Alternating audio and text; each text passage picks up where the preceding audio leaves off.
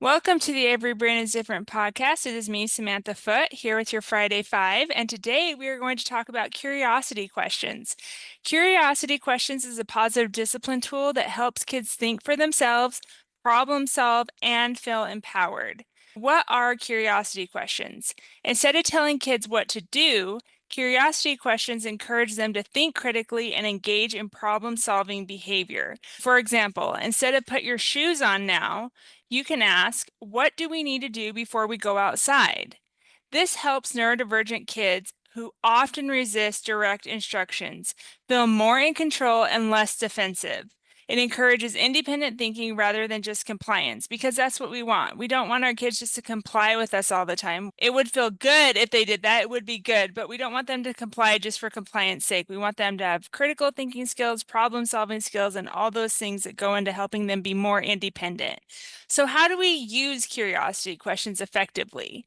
You can ask open-ended questions, not yes or no questions. For example, what's your plan for finishing your homework? Instead of, did you do your homework? And then if you ask, did you do your homework? And they say no, you can say, what's your plan for finishing your homework? And then stay neutral and non-judgmental. So avoid sarcasm or leading questions like, why can't you ever clean up? You can just say, what's your plan for cleaning this up?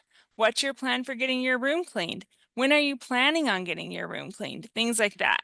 And then use a calm tone.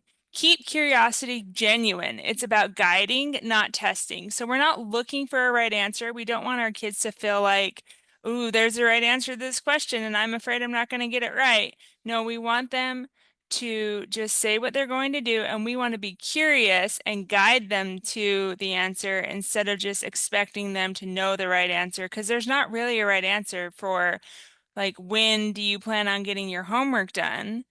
The only right answer is that they come up with a plan to do it. It doesn't matter when they do it as long as it gets done before the deadline. And then practice in low stress moments. So start when your child is calm so that they get used to the process before it's in a high stress environment. For example, these are some questions that you can ask. What do you need to feel ready for school? Where's a good place to put your backpack so you don't forget it tomorrow? What can you do if your sister takes your toy instead of hitting? Those are all curiosity questions. None of them necessarily have a right answer, but they have an answer that your child can answer. So why does it work for neurodivergent kids? So curiosity questions engage executive functioning skills like problem solving, planning, flexibility, all those things. And if your child answers in a way that you didn't expect, you can model that flexibility for them and say, oh, I didn't expect you to say that, but that's a good plan. And then it reduces power struggles because kids feel like they're part of the decision-making process.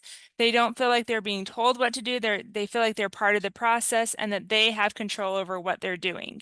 And the third thing is it helps them connect actions to consequences without shame or punishment.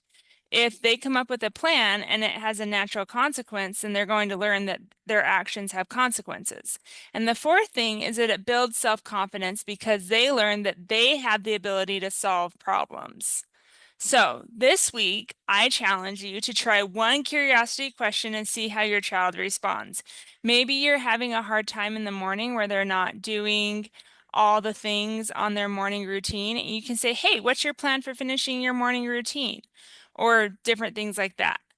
And if you want more support, you can join our Parenting Power Hour. It's the second Thursday of every month from 12:45 to 1:45 p.m. Mountain Time. And this is where you can come and ask all your questions. So if you try the curiosity questions and it didn't quite pan out the way you thought it would, come to the Parenting Power Hour, let me know, or just send me a message. And I hope you all have a great day. We'll see you next week.